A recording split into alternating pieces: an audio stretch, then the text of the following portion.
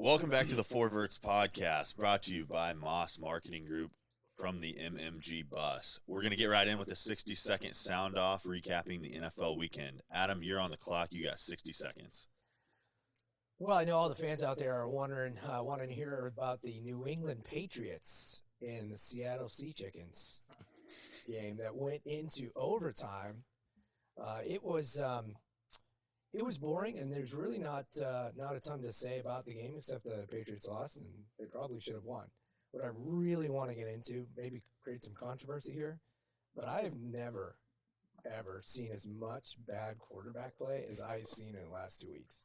There are like 3 guys that I would say are legitimate NFL good starting quarterbacks, and maybe one guy sitting on the edge, but I'm telling you, besides Mahomes, Logan's guy, Josh Allen, and C.J. Stroud, it was some bad play. I watched a lot of football this weekend, and I couldn't imagine having half those guys on my team. Even Jacoby Brissett for the Patriots threw 149 yards passing, 109 yards to Hunter Henry, tight end. All right, your 60 seconds is up. I'm going to jump in and challenge you here. Did you watch the Saints and Cardinals game? My goodness.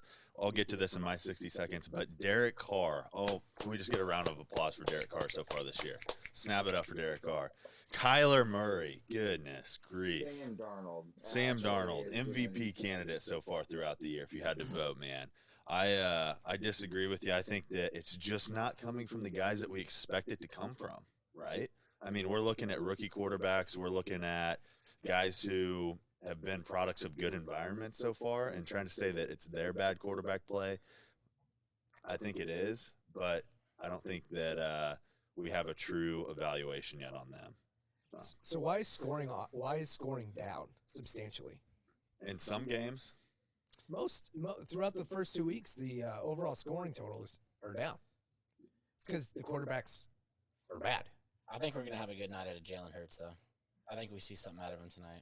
Yeah. I think he's going to come out and throw 4 touchdown passes. And Kirk. Don't forget about Kirk either. Kirk O'Chain. We'll see. Kirk I'm not sold on Kirk. He can't even now. move. Can't even move. Yeah, I think so. You had Kyler. He had a great game, but the guy's so inconsistent, right?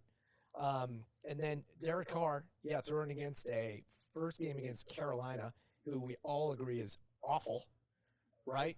And a Dallas team that decides to show up when they feel like showing up. I'm not impressed. Yeah. Like, let's see what happens the rest of the year with Derek Carr. But I'm not thinking that New Orleans is going anywhere even near the playoffs, to be honest with you. So, I got 3 guys. There's 3 guys out there that I'd be excited to be the quarterback on my team. Mahomes, Josh Allen, C.J. Stroud. Everybody else I'm looking at, man, there's flaws. There's flaws out there. That's your 60 seconds. Dalton, you're on the clock. On the clock. I have the Bears versus Texans. So I'm going to start with the good for the Bears. The defense looked good. A little bend but not break mentality.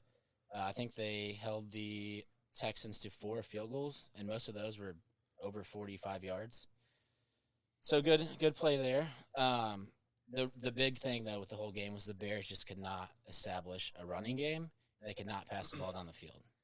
I think we were seeing a bunch of screen passes. We were seeing about 4-yard outs by receivers and by running backs. So the sync, I mean, Caleb Williams and his receivers looked super out of sync. I don't know if you watched the fourth quarter, but he was not hitting his targets. He had people open. DJ Moore was, he was shook by it. He looked pretty fucking pissed off. Couldn't hit Roma Duze. So I think the MVPs were the kickers in this game. I think we had 5 field goals made over 50 yards. I liked the way the Texans moved the ball between the 20s, but they really just couldn't hit pay dirt and find the end zone. So MVP of this game is the kickers. All right.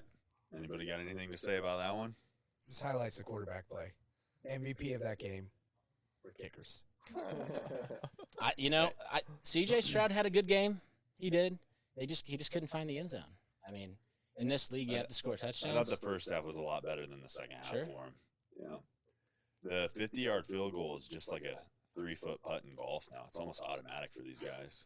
It's kind of impressive. The Chiefs put Harrison Butker out there yesterday to attempt a 68. I think they ended up pulling him off and punting it, but I was interested to see if it was going to work out.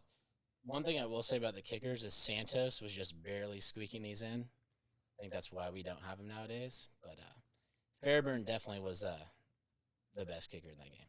For sure. All right, Darby, you got 60 seconds here on the clock. All right, so I had the Ravens versus the Raiders. I think this game was filled with a ton of chaos and heroics. Reigning MVP Lamar Jackson threw for nearly 250 yards, which is impressive considering he was running from his life. Max Crosby was treating the backfield like a playground of his own. But even the MVP cannot fight a referee with the flag fetish. The Ravens had 11 penalties for 110 yards, which is basically a free touchdown for the Raiders if you look at it that way. Gardner Minshew looked like a prime Paul Crew throwing the rock for 300 yards, while Devontae Adams still showed why he's still one of the best receivers in the game, catching 9 passes for 110 yards and a touchdown. Ultimately, I think this game came down to Max Crosby and the defense making a stop when it counted. Like I said, they were in the backfield constantly on Lamar, and ultimately this allowed kicker Daniel Carlson to hit a 38-yard chip shot for the win. Raiders win 26-23. Love to see it. 3 games up over the Ravens and the Bengals already, technically. That's big. Anybody else? No comments there. Is Baltimore in danger? 0-2? You know how many teams have made the playoffs after going 0-2? Serious danger. It's like less than 10%. Since 2015, there's only been one team to make Was the it playoffs. the Texans last year? 3? Yes. I think it was the Texans last year. Yeah. One of them. And the Bengals have done it. That's it. Yeah. That's it. The Bengals have started the season 0-2 the last 3 years. Yes. Last year they missed the playoffs because Burrow got hurt. Maybe they would have missed it if he was healthy too. But the year before that, we beat him in the AFC Championship. They didn't play terrible, though, without Burrow last year. Was it Browning, Jake Browning? Yeah. Came in? I think they still had a winning record when he was playing, so I don't know if we could consider, since Joe Burrow was out, that's the only reason they missed. But So we might have to put Possibly. Baltimore on the eliminate list for this week. Might have to look at him. I'm looking. There's I'm potential. looking at him hard, but I don't think they're there yet. I need to see more out of him. I mean, I need to see a more lot games. of teams I'd put higher up on that Yeah. elimination list. Hey. before we get there. But hey, listen, they're in talks. The seat is hot. The real question is, did the NFC South switch with the AFC North? We thought that the NFC South was going to be this just shit pot of a division that somebody just has to win. Mm-hmm. We've got 2 teams playing out of their mind right now in the NFC South, and nobody wants to take the AFC North. Maybe your Steelers down there might have to do it. Baltimore's still favored in the betting odds. Cincinnati shortly behind them. They're both like plus 180, plus 190, and then you've got Pittsburgh like plus 380 to win the division. So we'll see what happens there. Definitely a surprising start. Baltimore's schedule does not get any easier. They go to Dallas in week 3. So both those teams are going to be fired up to get a win. That should be a pretty good game. All right, Alex, on to you. 60 seconds. All right. Well, I mean, the JETS team has come back, and like I said, it's RELAX. The Jets are back. You know, like I said, everyone got back on the plane, engines got warmed up, and all of a sudden, things look right as rain. This is the same team everyone was shitting on before, and look at them now, making things happen. They were tied up, go down the field, score, put them up 24-17, 4.5 minutes left, and what do? The defense shows up. The defense we were talking about, the defense that looked terrible last week, again, just had to get the Jets warmed up. They're ready to go, and now they're back on track. Also, too, Browns open up with a win. It's like these teams just need to just shake off the rust a little bit, and now we're back moving and grooving. Jets and Browns. We'll see you guys in the playoffs. I already used my challenge flag. I was going to say, anybody else going to challenge So it? if I had one, I Wow. think I'd throw it. Let's hear it. That's a lot to take in. That's a lot to take in. The Jets and the Browns both in the playoffs. You're nuts. Aaron Rodgers, 2 tutties, looking good, looking sharp. They should have. Two? They should have lost to one of the 3 worst teams in the NFL. Will Levis is a disaster. A disaster. And they had to score a touchdown at the end of the 4th quarter just to pull that game out. Yeah, I don't think that the defense is doing good letting the Titans score 17 on them. No. I think No. Will Levis, for the second week in a row, had one of the worst turnovers I've Yes. ever seen in my was life. it worse than last week's though? Dude, It might have been, was bro. Because I bad. didn't see it. But He literally threw it, and I was like, He was falling down. all right. When he let go of it, his heels were above his head and the ball. The ball was barely So up the ground. he- His feet they were essentially everywhere, that's just and a he free tried to turnover. flip it backwards to the running back. so a free turnover for the Jets defense. Yeah. Okay. Yeah, and then Great so again, a game that they should have won, needed to win, had to win. They've got to win those games against those teams. It's not. And They're not and back. That's what good teams That's do. not- When they're not- when you play a team you need to win, you beat them. Yeah, I guess so. They I guess did so. get We'll the see if win. they can. That- We'll see how they do Hey, a against win. the Patriots this Thursday. A win's But a win. The Chiefs barely squeaked a win back out to too. let's so- go to the Browns. 10-point favorites and they won by 1 point. The Browns beating probably the worst coached football team in the NFL right now in the Jacksonville Jaguars. Playoff contenders last year, so let's just keep that in mind here. They, Contenders, yes. Pretenders, more likely. They've got Trevor Lawrence. I mean, I don't know what happened to this guy. He came out of college as like one of the highest recruits prodigy. Didn't coming lose out a since game in Andrew college? Luck, right? Like the no-brainer first pick of the draft, and the dude is sailing balls over guys. When they're down and they've got 1st and 2 and they settle for a field goal, and then they come back down again and they're 1st and 4, 1st and goal. I'm sorry, and they're settling for a field goal again. Like, what are they doing They're playing the Jacksonville? Browns defense. That's what they're doing. Trevor Lawrence is 0-6 in his last six starts under Jacksonville. Yeah, it's like, okay, yeah. I mean, Deshaun didn't completely fall apart, but he Miles really Garrett's whacking people. didn't really have to do anything. When Jacksonville scoring 13 points. I'm not psyched about what's going on with the Browns. I think when they actually have to go against a defense that knows what's going on, like the Steelers of Pittsburgh, they're going to be in trouble. I still think the Browns are finishing in last place in the AFC North. We'll see him in the wild card. Didn't the See what? Jaguars pay Trevor Lawrence this offseason too, or was that the previous offseason? No, this year. It was this year. So now he's Yeah. on cruise control. Yeah. I mean, there are a lot of $200+ million game managers out there right now. Bad. True. 5 years, And 200. they're talking like if Deshaun Watson would just be a game manager, the Browns would be happy with him. He can't even do that. So Wins a win. I challenge you there. All right, I'm gonna finish it off. Hop in with my 60 seconds. Yeah, here we go. Oh man, God, if I have to listen to that one more time, man, they need to turn that guy's mic off. I can't stand it. Well, the Cowboys' formula for this game did not add up. They tried to trade touchdowns for field goals. I don't know who told them that was a good idea, but that didn't work out for them. The Saints, albeit, have started off impressive. The starters scored on all 9 possessions in week 1 and the first 6 possessions of week 2. So that's a record for starters. For the first 15 possessions they touched the ball, they got out of it with points. Okay. They're also only the 8th team in the history of the league to score 40 points in the first 2 weeks. Want to know one of the last teams that did that? The 09 Saints with Drew Brees. They went 13-3 that year. Now, they didn't make it to the Super Bowl. That was the Steelers-Cardinals year. But the Saints are off to a flying start. If it wasn't for Baker Mayfield and the Bucs off to a flying start that they are, I would say that they're now the favorite to win that division. Baker and the Bucs looked good, but the Saints have to be a dark horse playoff contender that you're going to have to watch out for. The only thing I'll say about that, we've seen the Derek Carr story multiple times in Las Vegas, and he started off hot before. We'll see if he can sustain it. Looks like they've got a lot of pieces and weapons there, and I'm not going to judge him too hard because it is the Raiders. I'm just going to say good luck if they get in the playoffs. He can't win playoff games. I think that's been proven. Couldn't with the Raiders. Well, I don't see that changing now. I think it's funny you say that, though. I think in the first quarter, the announcers love Dak Prescott's communication at the line of scrimmage. So that was funny that I think it's fucking annoying, too, so. Yeah, I mean, honestly, I think it's annoying, but it does get stuck in my head. I don't know why. Yeah, So. just like Peyton's Omaha.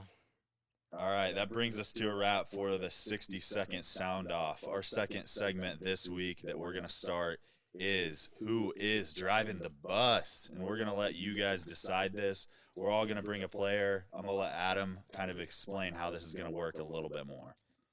Yes, we want our fans to get involved.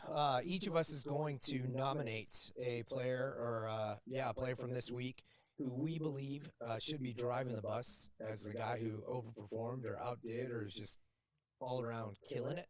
Mm-hmm.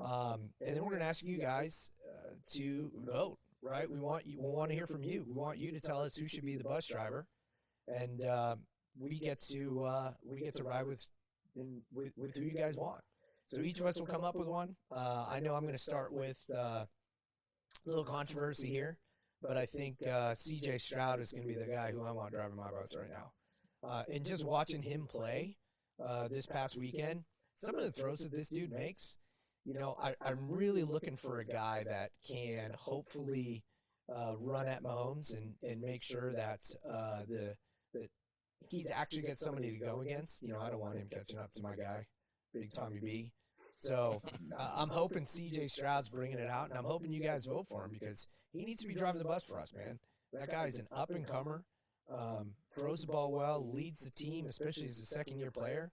And I can't wait to see him dethrone the Chiefs here this season and get to the Super Bowl so we can put the Patrick Mahomes, Tom Brady comparisons to bed. To bed. Bold statement. Bold statement. Bold statement, man. I need you, CJ, man. I need you. Yeah, he had a quarterback rating of 94.7 this week. All right, Darby. Who's driving your bus this week? I'm going to go Alvin Kamara. I know a lot of people may have counted him out in the past. He had 20 carries for 115 yards and 4 touchdowns. He's 30 years old, so he is coming to he's getting up there in age, and he is in his 8th season. However, I think the 4-performance touchdown game is kind of a big deal. He almost rushed for 100 yards last week as well. He's averaging almost 6 yards per carry for the season. So hopefully he can hopefully he can stay on the bus and stay driving it. All right. Okay. Dalton? So my bus driver this week, he can barely see over the steering wheel. His feet, they just barely touch the pedals. But he's got a slingshot for an arm. You guys know who it is. Kyler Murray. Just absolutely tore apart the Rams secondary in the first half yesterday. I think he threw almost as many TDs as he did incompletions. So that's pretty solid in my book. Don't know what his QB rating was, but It was perfect. It was almost okay. It was It perfect. was perfect.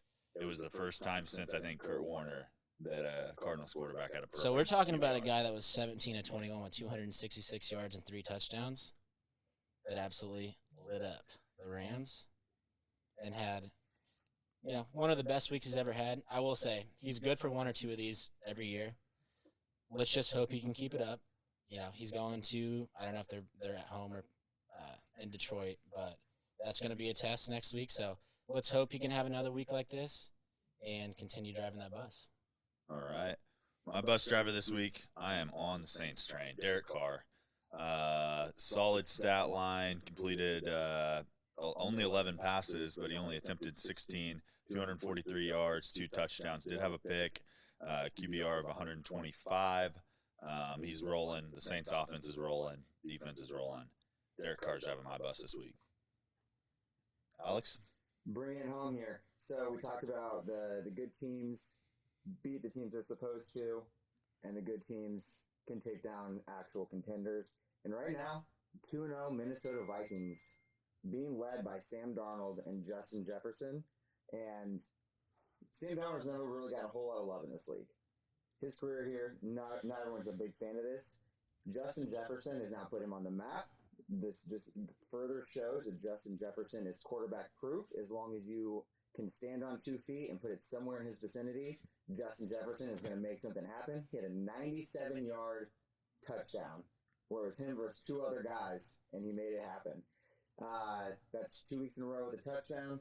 He is the reason why that offense can move. Even when he's not getting the ball, they're worried about him. They're putting 2 guys on him. He is the guy that's actually making that offense move. Makes Sam Darnold look like an MVP candidate. Justin Jefferson is driving the bus in Minnesota. He should be driving the bus here for the pod. Even with that hamstring, you can still press the pedal, huh? Hey, listen, as long as he can get that baby moving, we're all right. Yeah, he says he's playing. He says he's playing week All 1. right. Yep, so did McCaffrey. That's a solid one because if that touchdown doesn't happen and they go 3 and out right there, there's a solid argument to be made that they lose that game. I mean, yeah, That was a pivotal point in the game. So, all right, we will be putting out a poll. You can vote on who is driving the bus this week for the Four Vertz Podcast. So stay tuned and look for that on social media. I'm going to jump in right here. We've got breaking news. The Panthers just benched Bryce Young. They're going to go with Andy Dalton moving forward. Wow. So- Andy Dalton's still in the league? Yes. Oh my God. He's a guy in Carolina, and he can't be much worse than Bryce Young. So the Bryce Young experiment is over. It Officially over. seems like it is. Is that the worst trade in NFL history now? Ooh. At least Deshaun's playing. Deshaun That's is- true. Deshaun is still active. It might be. Yeah, they're in Vegas this week, so I guess they feel like they have a little bit more of a chance of winning that one. So why not? I mean, Is he the biggest bust? If he doesn't play again, is he the biggest bust over Jamarcus Russell? Does he take the crown? Oh. based on what they did to get him, yeah. I think he No, is. That's a lot of an investment. Yeah. I mean, they threw the house at it. Mm-hmm. So interesting there. You want to eliminate our team real quick, Adam? Yeah, I think it was almost unanimous here. But I think we can eliminate the New York Football Giants. They've got nothing going on for them. Daniel Jones is a disaster. Their running game, I mean, they had a good running back, and they decided, you know what, we're just going to let him go to our in-division rival because we didn't want to pay him. You can even hear on the Hard Knocks episode where the owner's like, this better go well for you guys, or there's going to be hell to pay when they let Saquon go. It's not going well. It's not going well. But I think we all agree on eliminating the New York Football Giants, and we already have the Carolina Panthers on the elimination list, so feel pretty good about it. Yeah, I agree. I mean, sometimes bad teams have luck on their side, like the Patriots, right? Like they get lucky and they're in these games, they win some games, but they don't even have that. I mean, their kicker gets hurt. Yep. They score 3 touchdowns and lose to a team that kicks 7 field goals. Yes, first time ever. Crazy. It's the first time it's ever happened. Man, I was between Derek Carr and I don't even know his name, but the Commander's kicker for who's driving my bus this week. I mean, he might need to be an honorable mention there. Yeah, So. and like even if you're sitting here trying to play devil's advocate right now, and you're trying to make a case on why the Giants are still contenders, when I say contenders, I even mean just palatable to watch. I'm looking through here, and it's tough to find even a sliver of hope for this team. I mean, what do you do when you're going into week 3 and you've already kind of written off your season? You're like, wow, I guess we're just going to get up for the next few months of just getting our ass kicked every week. Contenders for the worst record in the NFL this year. That's Correct. what they're contenders for. They need to take the Patriots approach and just start looking at how quickly can we just sink to the bottom of the pile That's right. and get Yep. first in the draft. Hey, at least we have a plan. At least Patriots have a plan. They can't execute it because they're trying to win these games, unfortunately. But we do have a plan. I'm with Alex. I'm looking at the Giants' schedule right now, and Do they play the Panthers? it's not looking good. They do. Because So that could be In- the decider of So- who has the first draft pick. So- In Germany, they play him in Germany. Oh, That's who we. okay. That's who we've stuck You know, the German fans with. Okay. Is the Giants Panthers game. yeah. So I've- their next 6 games, they play the Browns, the Cowboys, the Seahawks, the Bengals, the Eagles, and then the Steelers. Oof. So they don't even have an opportunity. There's to no- win I until mean- halfway through the season. And then No, three, they play the Browns next week. They have a chance. No, Oh, It's an yeah. opportunity. and then 2 weeks after that, they play the Panthers. Okay. Well, circle that one. But they might That'll win. be a fun 8:30 a.m. wake up call. To They watch might a win. game in I would Yeah. say, what did Germany do to deserve that game? But maybe that's a little punishment there. We're gonna need to issue an international apology. They're like, this is what you sent us. Oof. Nobody is getting up to watch that game. Nobody. Besides maybe the top 5 prospects in the draft. Yeah, Good point. Unfortunately. Yep. Yeah. might be the first game in NFL history that both teams lose. Not a tie. They just both lose. Germany They wins. both find a way to win. Yeah. Germany wins. Throw one of those soccer teams out there and let's see what they can do against them, or a rugby team. Might be better. All right, next we are going to recap all of our picks from week 2 of the NFL and week 3 of college football. So keeping it on the NFL trend, everybody hit on the Chiefs barely. That was a nerve-wracker for me, but everybody picked the Chiefs. Bills, Dolphins. Ooh, you guys want to say anything here? I was the only one that picked the Bills. That's because you pick last. You were just trying to go the other way. Right. We're going to make right. you pick first this week. That's fine. That's fine. I'll pick first. And then we all had the Lions, and that didn't turn out too well for the Lions. So I am 2-1. Everybody else is 1-2. Only the first week of these picks. So I'm sure things will get a whole lot more interesting as the weeks go on. Then on to college football, week 3. Picking our lock of the week, underdog, and then we picked the Mizzou BC game, Arizona K-State, and Colorado State. Darby went 3-2 on the week, cashing his underdog of UNLV, who upset Kansas, and hitting on Mizzou and Kansas State. Lost your lock, Georgia and Colorado State. Anything to say? Oh, better luck next week. All right. Dalton went 2-3 on the week. A little bit of a rough one with the lock there, taking Mississippi State. Miami of Ohio also did not get it done. Mizzou and Kansas State you got, and no Colorado State. Yeah, I wasn't even close on the lock of the underdog. That's unfortunate. I'm going to have to do better. My lock is very unfortunate as well. I don't know how the hell Georgia didn't just absolutely destroy Kentucky. Might be the surprise of the week in college football. Yeah, Georgia just gets out of all those close games, though. Alex, 3-2 on the week. Your strategy paid off. I mean, you're in the top 40% of the bus right now. Cincy minus 3.5. They took care of business. Wyoming did not. Mizzou and K-State did, and Colorado State did not. So. Well, hey, listen, we're going positive on the week, 3-2. If you want to download my algorithm, just go to mossmarkingroup.com/win-college-football. That's where you can download it for $59.99 on a monthly subscription. We will get you into the algorithm. As we can prove from last week, you're winning more games than you're losing. 60% success rate. Hey, you're going to win more than you lose. So in that case, put the money down and you're good to go. There we go. All right, Adam. It was a little bit of a rough week, only hitting on Kansas State. Georgia didn't take care of business, and your dog, Colorado State, also did not take care of business. Yeah, I do want to apologize to all our listeners who went and bet on the picks that I made. I was contemplating retirement last Saturday evening after the poor performance.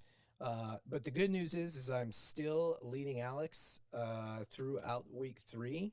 And we're going to rebound. I'm actually going to try this week.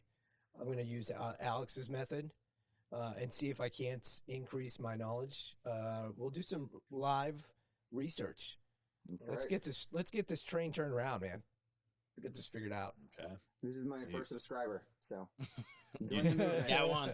You did have a lot of traction on your picks on TikTok. You had some people giving you a little shit about some of them, people interested in the Colorado pick, and then a few comments after College Football Saturday of people like the emoji of the guy wadding up the piece of paper and throwing it in the trash. 100%. I had and I really thought I had a shot with BC, only losing by 6. They had a chance. All they had to do was hold Missouri, get the ball back, and take it down. It was a lot closer. Hit on the spread, but man. Logan and I were talking. We thought Mizzou was in trouble. At the start of the game, I was like, this ain't looking good. Oh, yeah. It's not good at all. I was nervous. The Chiefs and Mizzou did it to me this week. I was sweating. The Chiefs do it to me every weekend. That's fair. Yeah. You just know what's going to happen every weekend. It sucks. They play to the level of their opponent every single week, just like they'll do against the Atlanta Falcons next Sunday night. Absolutely. But, yeah, that's a good point. We're going to answer for our picks on this show. You see guys make these picks, and then you never hear from them again.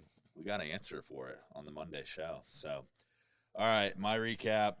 Texas favored by 35. I took them as my lock. They took care of business. A lot of storyline we can talk about briefly there. Tulane was a rough underdog pick. Oklahoma handled them fairly easily. Was never really a game. Mizzou, K-State, and then I was the only one that took Colorado. And maybe it was because I picked last again, as Adam would say. But let's go with that. 4-1 on the week. The updated college football standings after week 3. Darby and I stand at the top at 11-4. Adam is in third at 9-6. Dalton in fourth at 8-7. And Alex making a little ground back at 6-9. He's crawling back. That's right. The algorithm wasn't introduced until this past week, so now we're dialed in. We're ready to go. All right, there you go. Yeah, on to the Texas. So we can talk about Texas and Georgia a little bit. I think they flipped in the polls. Texas is now the number 1 team. Granted, like I've said every week, it's the AP poll, whatever. I don't know if they deserve to be flipped just because of the Georgia game. Georgia's gotten out of all these close games unscathed over the last few seasons. They've had some against Mizzou early in the year, a few years ago. They did it again. They escaped it, and they live on. But in the Texas game, Quinn Ewers goes down. What do you guys think of Arch Manning? Looked pretty good, man. Looked pretty good. I mean, the team that they were playing is dog shit, so it wasn't like, he's going against a juggernaut. But he looked like the real deal. Some of the throws, though, yeah. Granted, the receiver was open, but that throw he made in the back right corner of the end zone, I mean, that's a throw you make on Sundays. Yeah, like absolutely. I don't know how you put him back on the bench. I know they're going to, and they said Ewers will be fine, and he's the real deal too. They're both legit. Maybe you find a way to use both of them. Have them both in there at the same time. Even that'd be crazy. But I feel like, gosh, it's going to be such a disappointment as a Texas fan if you only get 1 year out of Arch Manning. That'd be next year. And they're legitimate national championship contenders, I think, this year and next year with the quarterback play they're going to have. Yeah, he looked like a guy who's going to be the number 1 pick, not this coming year, but next year. Yeah. So when Carolina's got the number 1 pick again. They at least can go after somebody who's got some pedigree behind him. I think it's just tough to split time with guys like that. I feel like you got to give them the reins and let them go. I feel like splitting time would just not necessarily upset them, but just like disrupt their flow. For sure. Flow. Well, credit to Arch Manning too, because going back to the transfer portal, this would be an easy way to go and leave if Quinn Ewers is still the real deal. He's still playing pretty well. I think a lot of other quarterbacks would take the easy way out and go play for someone else, knowing that they're not going to, compete for the starting spot. Well, I mean, I think that's a fair thing to do if you have that skill. Yeah. It's like maybe, and if your last name's not Manning, if you need to show off what you can do, you're not getting the national attention. They said he made $5 million in NIL money last year, so he's content. He's has more money than a college kid would ever know what to do with. Family's loaded, so he doesn't need to go somewhere for the money. I think it's more about doing things the right way for them, which is something to admire. But like the Colorado State quarterback, he's doing it the right way, the way he was raised, staying there, being broke. Not shaking Shooter. He's going to get it done after the game. And you saw what he said on Twitter or Instagram. He was talking that shit. He was. Back to Shadur Sanders. Did you see who was with him in the press conference after the game? Whole offensive line was standing behind him. He brought him up. He brought him on up after last week's comments and gave him their flowers. Said you guys did a good job. Thanks. There you go. That was probably a smart move because they're going to have a lot bigger games than Colorado State coming down the stretch. They need to win. Georgia, Kentucky. Like I think Darby, you said it. I didn't plan on watching that whole game or being even remotely interested in it. But that was a surprising one. I would have loved to have seen Kentucky get out on top of that one, but couldn't get it done. It's the most invested I've been in a SEC game in a while. Only probably because I gave it as my lock of the week. I think Darby felt the same. And I'm sitting there, I'm wondering, like, what is going on here? Like, how is this team, Kentucky, who had like 99 yards of total offense the week before, keeping up with this Georgia juggernaut? And I feel like Georgia just kept giving them opportunity after opportunity to like capitalize, and they just couldn't do it. But I was sitting there, and I'm like, Kentucky's going to win this game. I'm like, there's no way they don't at this rate. and they just fell short and couldn't come up with the dub, but it's frustrating. Yeah, the Kentucky quarterback too, Brock Vandergriff, transferred from Georgia too, didn't he? Yes. Yes. Yeah. He did. So it was a little bit of almost poetic justice for him getting to beat his old school. I know Kirby Smart had really nice things to say about him after the game. Said he's the type of guy that you want your daughter to marry. Went up to him, gave him a hug, that type of stuff. So seems to be a solid quarterback there in Kentucky. I know they haven't fared well every week. They got pummeled by South Carolina the week before. Yep. Maybe South Carolina has a little bit of something down there this year, beating LSU as well this week. I don't know. I thought LSU pulled it out. They did pull it out. Oh, pulled it LSU out. did pull it out? Yes. A field goal? Okay. At the end, yep. Oh, my bad. They were close. But I think I agree with Texas taking over in the AP. I mean, you got to reward their dominance. Now, granted, what was it? UT of San Antonio or something. But, again, these polls, it doesn't really matter at this point. But Texas should be the number 1 team as of right now, based on what they've done. Did you guys see that Tennessee onside kicked in the first quarter, up 30? I think it was. I did not. I think it was 30-0. It's like a On purpose? slap you. Yeah. Yeah. They onside kicked in the first quarter and recovered it, and then they jumped Mizzou to number 6 in the polls. Yeah. Dude, they're good. Cool. Now, granted, it was Kent State, but they're good. They are good. Their quarterback's good. They've been pretty dominant all year against these small schools, but still putting up numbers like Texas. Who they got this week? OU. Okay, that'll be a good game to watch. We'll probably have to pick. They've got Yeah, OU OU then Arkansas. and Texas has Louisiana Monroe. Good games. Awesome. We have good games coming up this week, finally. You've got USC Michigan. Nice little Big Ten matchup now. You've got Utah Okie State. Tennessee Oklahoma. We get some ranked teams going up against each other. Was Kansas still ranked yet, though? Are they Ooh. too soon?